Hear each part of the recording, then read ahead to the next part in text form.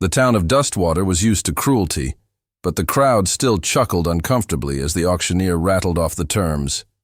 One healthy female, age 23, strong, educated, and bound by law to the winning bidder for 1 year.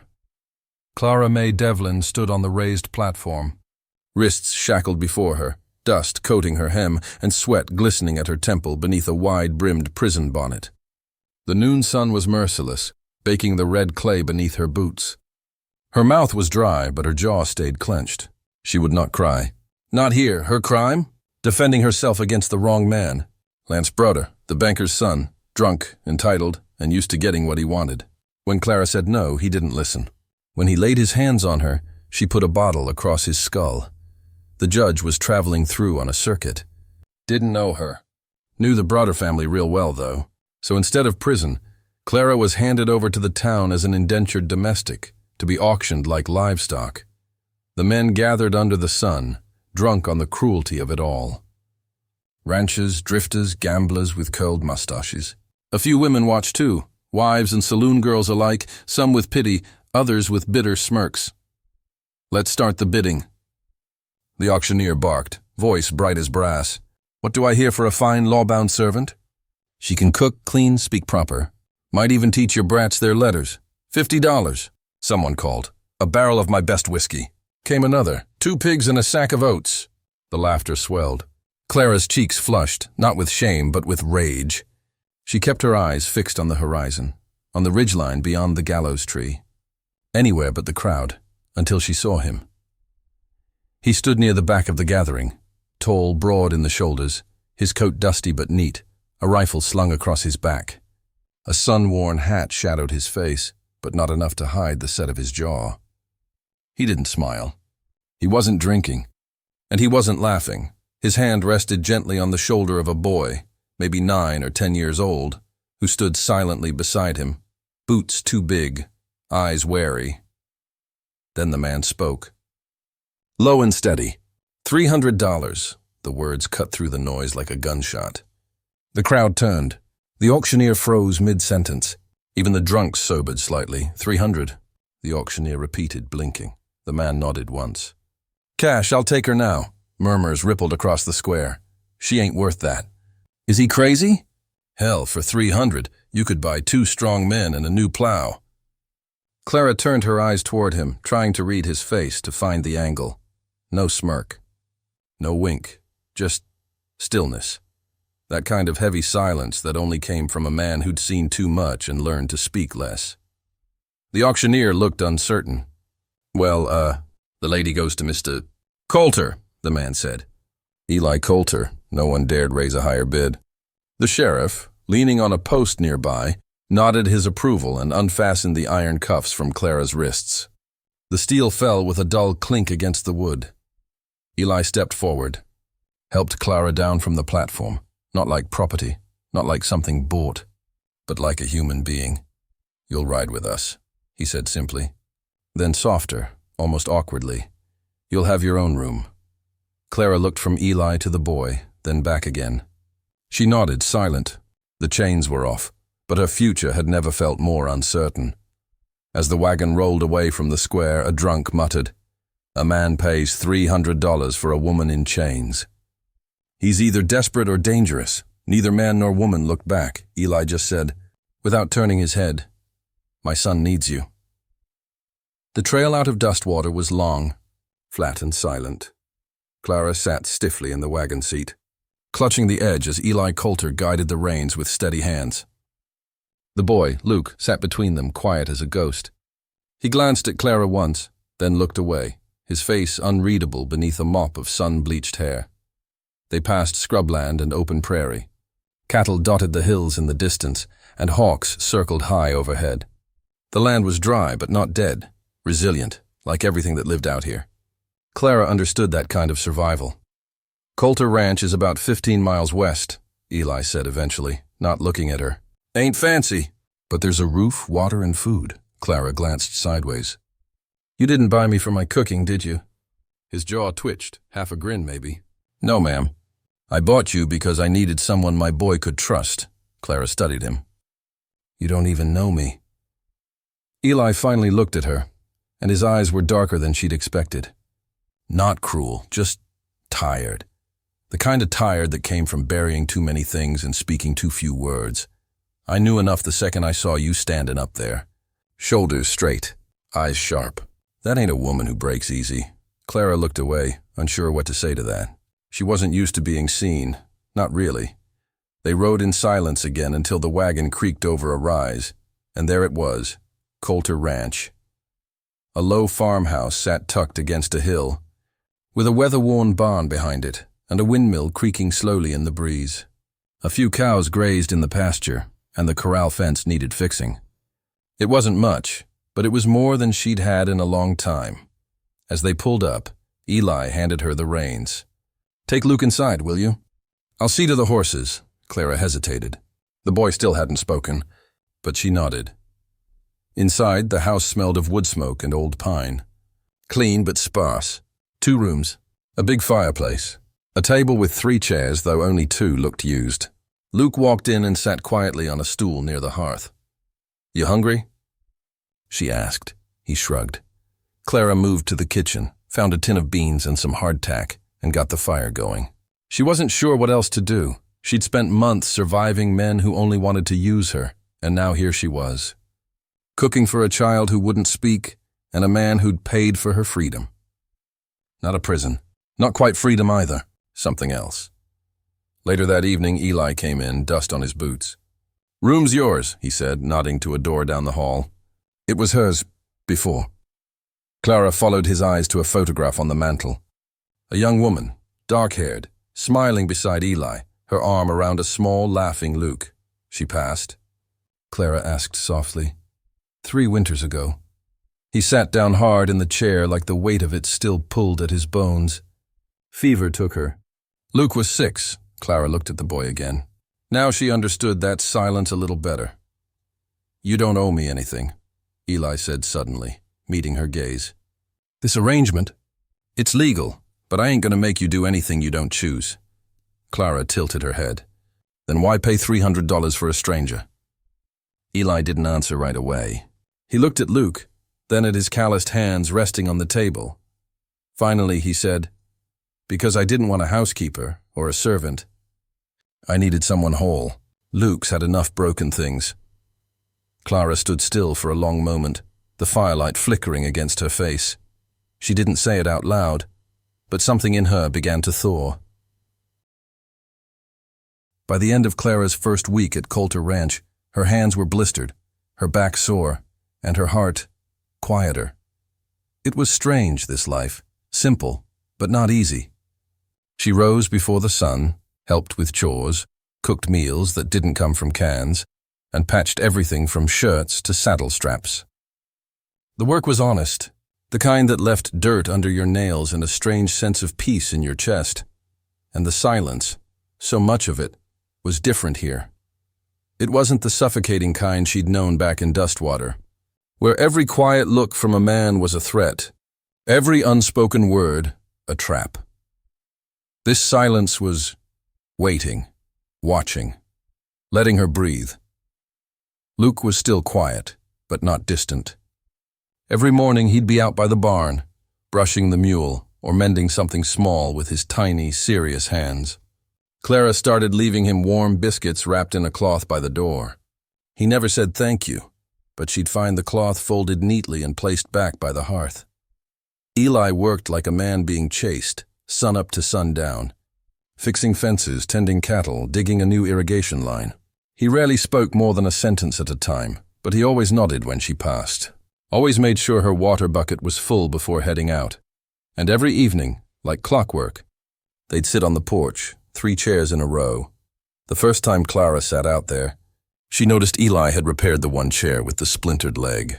Probably had been broken since his wife passed. They didn't talk much those evenings, but there was a kind of language in it all. The creak of the rocker. The snap of a match as Eli lit his pipe. Luke swinging his legs over the edge of his chair, gazing out at the dusk. It became a ritual. One night, after 2 weeks of this quiet rhythm, Clara brought out a book. An old one she'd found in a crate near the hearth. The Adventures of Tom Sawyer. Mind if I read aloud? She asked, sitting beside Luke. Eli didn't answer. But he didn't stop her either. Luke leaned forward, curious despite himself. So Clara read, soft and steady, letting the characters come to life under the stars. It became their new routine, a chapter each night. By the third night, Luke started smiling. By the fifth, he laughed out loud. A real laugh, sharp and sudden, and Eli nearly dropped his pipe when he heard it. Later, when Luke went inside to sleep, Eli remained on the porch. Clara stayed too, staring out at the prairie. "You're good with him?" Eli said at last. Clara glanced at him. "He's a good boy." "He hasn't laughed since the barn fire," Eli said quietly. "Not once. Not even when He paused. "I thought maybe he couldn't anymore." She turned to face him fully, voice soft. "He doesn't need fixing, Eli. He just needs time. Someone patient, kind. You giving yourself credit?" "I'm just reading a book." Eli looked at her then, not just glanced, but really looked. His eyes were softer than usual. "No, you're being here. That matters." Clara didn't know what to say to that, so she just nodded, letting the silence fall between them again. But this time, it felt like belonging, not loneliness. Autumn came early to the high plains. The winds sharpened, the grass turned brittle, and the sky darkened earlier each evening. Life on the ranch moved with the seasons. Fences to brace before winter, firewood to stack, livestock to shelter. Clara found herself rooted more deeply with each passing day. She still woke before dawn, still worked with her hands, but now there was something more. Luke came to her for stories, for help with reading, for silent company on cold mornings. Eli had started leaving her coffee in the morning, just a tin cup beside the stove, still warm by the time she found it. And each evening he'd ask, quiet as always, "You eat yet?"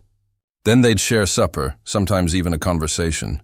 The house began to feel less like a holding place, and more like a home. But peace never lasts long in dust-water country. The first sign of trouble came with the dust cloud on the horizon. 3 riders approaching fast from the east road, their silhouettes sharp against the setting sun. Clara saw them first through the kitchen window. Something about the swagger in their posture made her stomach knot. She stepped outside, wiping her hands on her apron. Eli followed, shotgun casually resting against his shoulder. They stopped 10 yards from the porch. One of the men, a tall figure with a crooked nose and a slick grin, tipped his hat with exaggerated politeness. "Well, I'll be damned," he drawled. "If it ain't Clara May Devlin, all house kept and apron tied. Didn't think you'd fall into domestic bliss, sweetheart." Clara went cold. Her fingers curled. "Hello, brother." Lance Broder, the man who'd started all of this.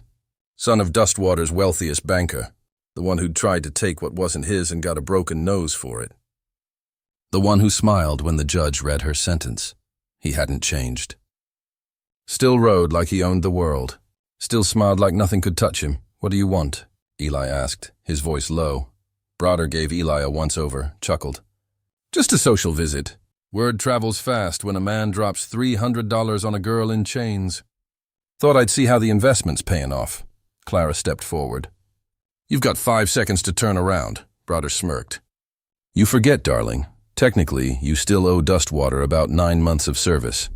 That contract's still got my daddy's signature on it." "Legal's legal." Eli raised the shotgun slightly, not threatening, just ready. "She's under my roof," he said. "That paper's spent.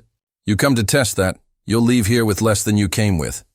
Broder's eyes flicked to the gun, then to Eli's face. For a moment his grin slipped, but then he laughed, loud and showy. "Easy now. Ain't looking for blood, just catching up." He turned his horse with a tug of the reins. "We'll be seeing you around, Clara. Winter gets cold out here. Hope your new man's the type to keep you warm." And then he was gone, hooves pounding down the road, dust trailing behind. Eli didn't lower the shotgun until the riders were nothing more than a shadow on the plains. Clara stood still, fists tight at her sides. "He'll come back," she said quietly. Eli nodded. "Let him." She turned to look at him. "You don't know what kind of man he is." Eli met her gaze, steady as stone. "I don't need to. I know what kind of man I am, and I don't let the past take what's mine." There was a silence between them then, but it wasn't empty. Clara's breath hitched, somewhere between fear and something deeper. Something she hadn't let herself feel in a long time. Not safety, belief. The rain came without warning. One moment the air was dry and heavy, and the next, clouds rolled over the hills like charging buffalo, thick, gray, and angry. Thunder cracked above Coulter Ranch just after supper, and the wind howled like a living thing. Clara stood on the porch, watching the sky split in two. Eli was out checking the lower pasture, and Luke had fallen asleep by the hearth, book still clutched in his hand.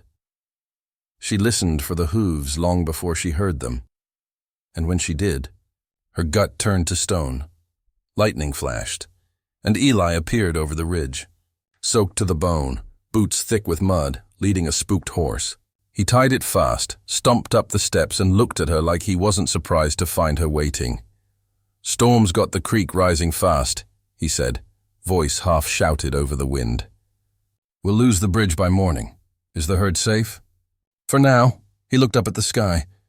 "But the fence'll need checking come dawn. If it's still there." She nodded and started to step back inside, but he didn't follow. Instead, Eli leaned against the porch post, rain dripping from his hat, eyes cast out toward the dark. Clara watched him for a moment. "You always carry the weight alone?" she asked. He didn't look at her. "Man who don't carry it alone usually ends up dropping it." "That's not true," she said. "Sometimes it just gets too heavy." "That's not weakness. That's being human." He was silent. Rain tapped the tin roof like a clock counting down something unspoken. Then Eli said, low, "I used to talk more." "Before the war?" "Before Sarah died." Clara stepped closer. "You loved her?" "More than anything." He took a breath. "She was kind, gentle, could talk me down with just a look. When the fever took her, Luke was too young to understand. But I did. I understood too much." Clara's voice was quiet. "So you built a wall?" "I built a ranch," he replied. She almost smiled, but it faded fast. "You didn't buy me because of Luke, Eli. Not just for him." He looked at her then. "Really looked? No," he admitted. "I bought you because I saw someone still fighting, and I needed someone who hadn't given up."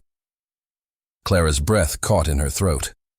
The wind kicked harder, and the rain slashed sideways across the porch. But neither of them moved. "I was afraid when I came here," Clara said. "Afraid of being owned, of being hurt again. But you never laid a hand on me. Never raised your voice, you just let me be. You were never mine to own," he said, "only to ask." And then in that storm, he stepped forward, slow and unsure, as if every step might be too much. But it wasn't. Clara met him halfway, rain dripping from her hair, heart pounding against her ribs. She touched his chest with a trembling hand. "Are you asking now?" "I am," Eli whispered. "But not for the year. Not for the work." Thunder cracked above them like the sky was breaking open. "I'm asking," he said, "for whatever you've got left." Clara didn't answer with words. She leaned in and kissed him. Soft, but sure, like claiming something back that was taken long ago. It wasn't the kiss of a rescued woman or a desperate man. It was a storm meeting stillness, a promise made in the wreckage. Behind them, the house was warm. Luke slept peacefully, the fire glowing low. Outside, the rain came down in sheets, but on that porch, neither of them felt cold anymore. Spring came late that year. The thaw rolled in gentle, like a song half remembered. Snow melted into swollen creeks. Buds broke through hardened soil, and with each passing day, the ranch began to breathe again, greener, fuller, alive. Clara woke early as always, but the light felt different now, warmer, less like survival, more like living. Luke was back to laughing. He helped Eli in the fields, and still sat with Clara every evening by the hearth, reading by lamplight. He spoke more now, about school, about animals, about dreams he used to be too afraid to name. The silence that once weighed on the house had lifted, replaced by the rhythm of ordinary life. Meals, chores, laughter, love. It was never spoken plainly, not at first. Eli wasn't a man of grand declarations, but he said it in 100 small ways. In the way he brought Clara wildflowers without comment, and left them on the table in a coffee mug.